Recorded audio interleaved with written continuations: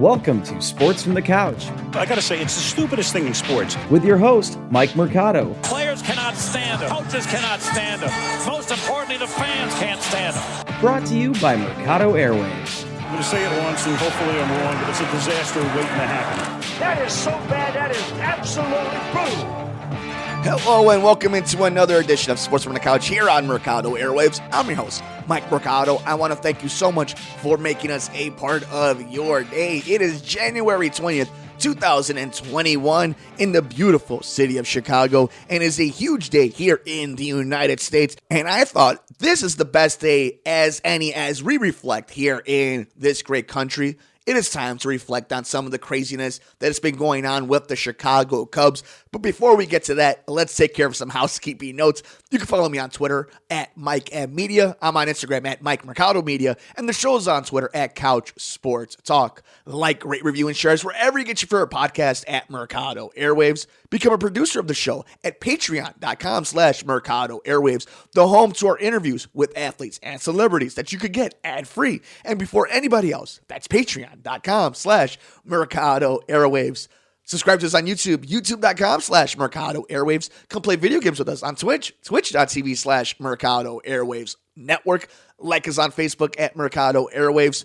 Buy some swag. Start your 2021 right, guys. We have some cool clothes. We have some cool accessories and all that fancy stuff. Support the network at teespring.com/Mercado Airwaves. And if you would like to keep up to date with everything we're doing on the network, from the True Crime Show, the Pop Culture Show, and all the interviews, follow us on Twitter at Mercado Airwaves. Here's the 0-1. This is going to be a tough play. The Cubs win the World Series. Bryant makes the play. It's over. And the Cubs have finally won it all. 8-7-10.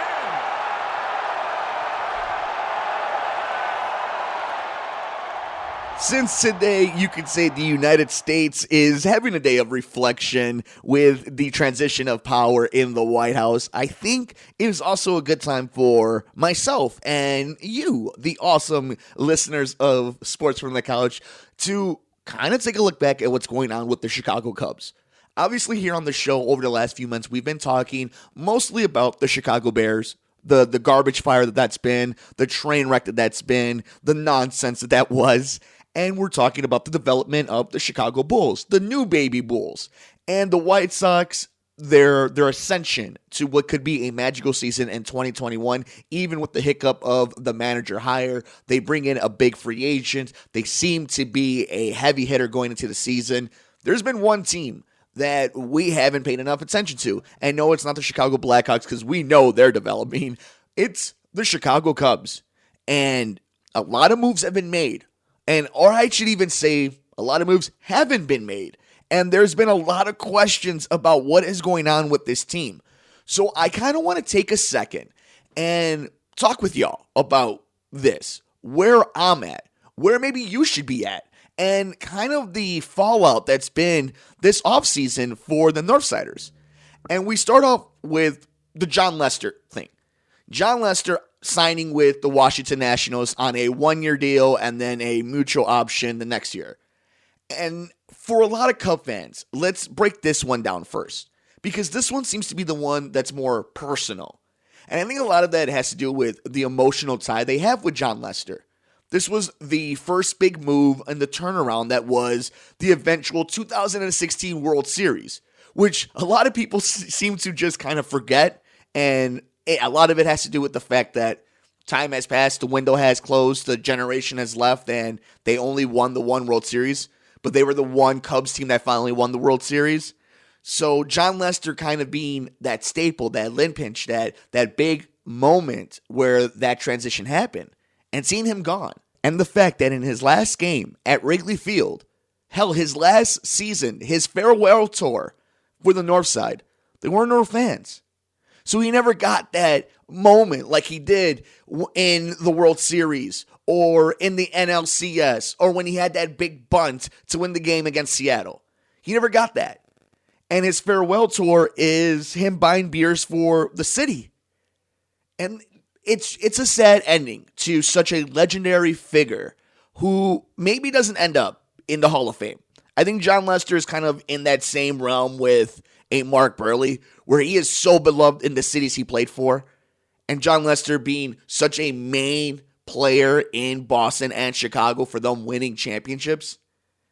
As a fan, take away the broadcaster, the podcast host, the radio show host. I'm a fan of John Lester, and it meant a lot to have him come to the Chicago Cubs. But him being gone and the fact that the way it happened, because here's the thing. I kind of think it was time for John Lester to go.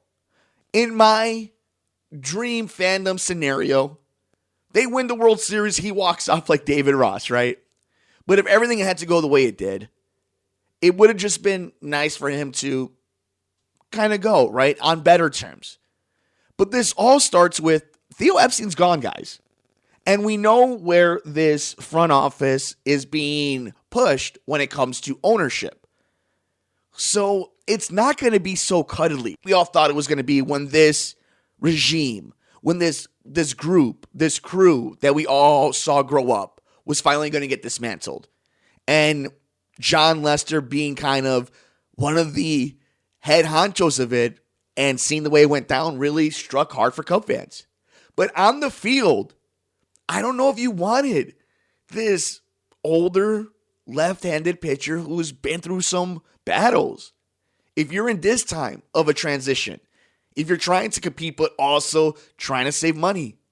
And the question is, and maybe he does something good for Washington.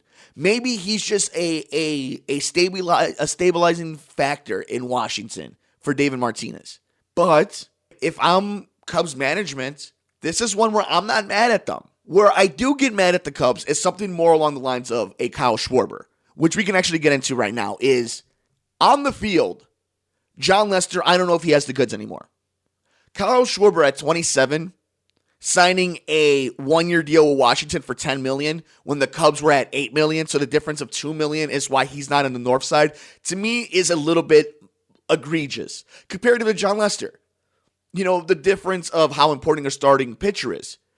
What we know is going on in baseball, it might be tailor-made much more for a Kyle Schwarber, especially if we see him stop trying to be the jack of all trades and concentrate on one thing and being good at that. But he's still young.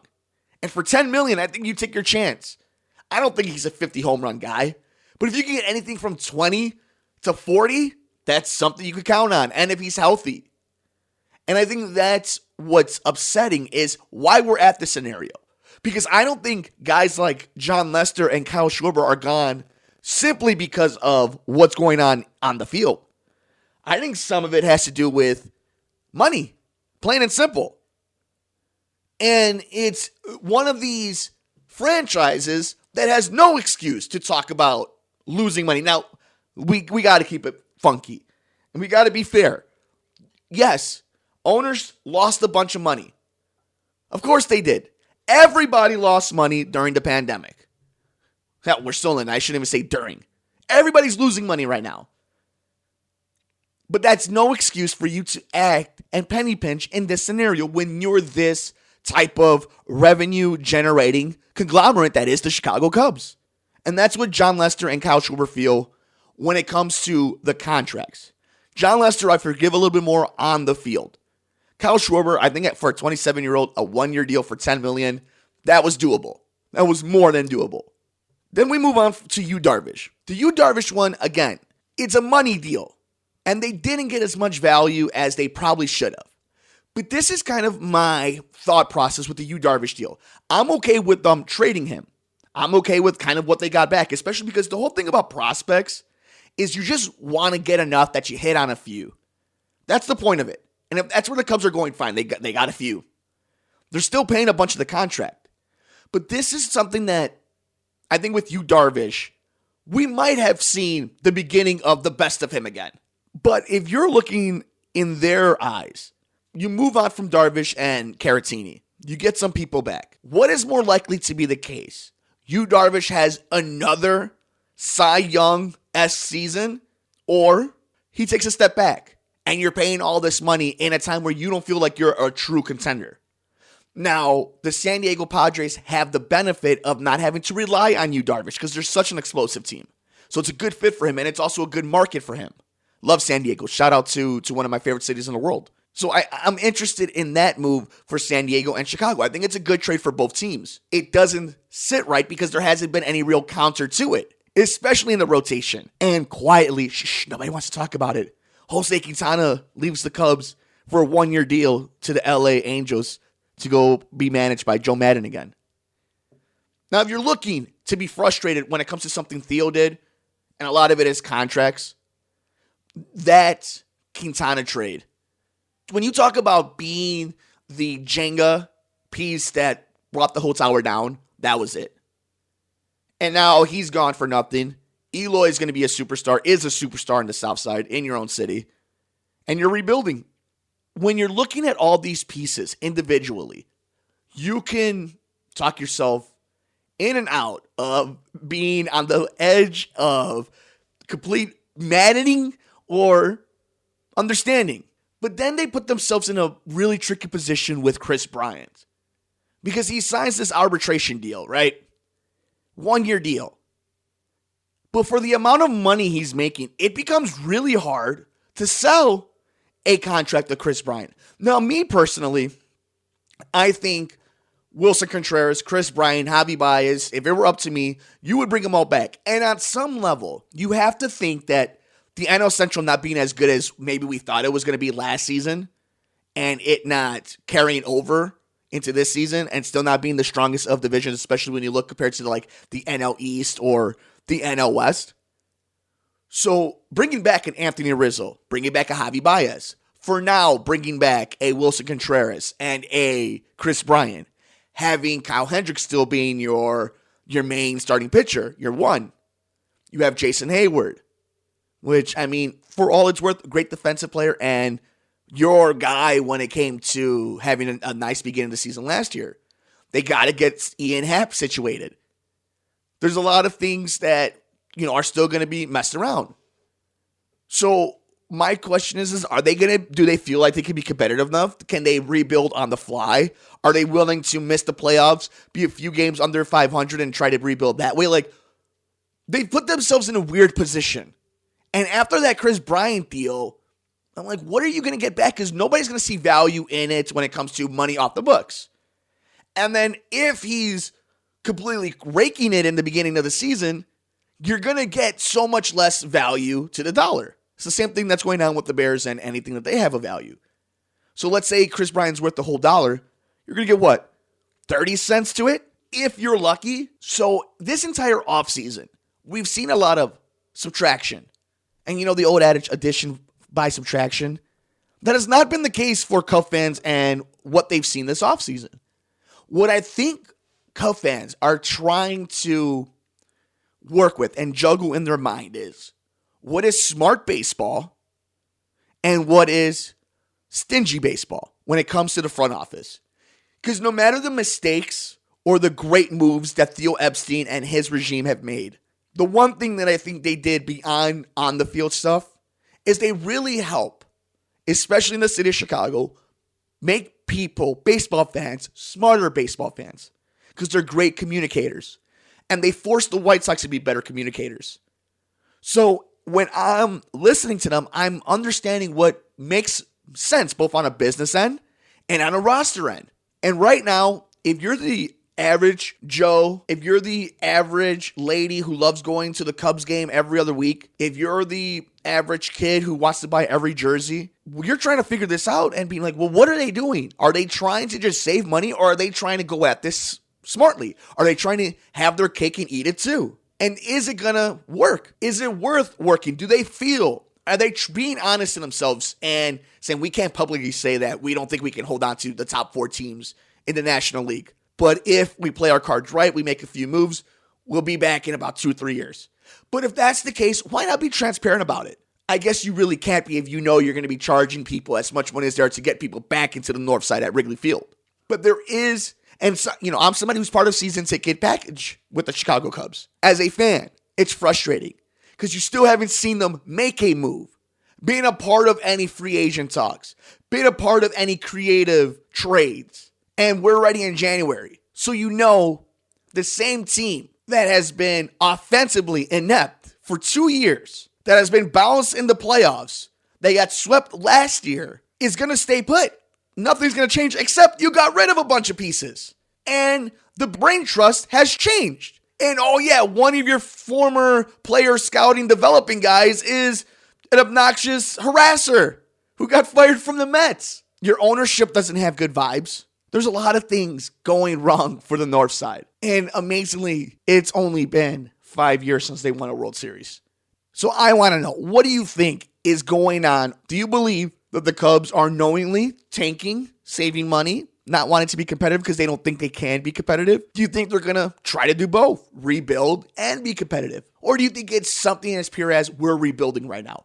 Is it good for baseball when a team like the Cubs and other big market teams, including some of the NL Central teams, aren't signing players, are actually just unloading players?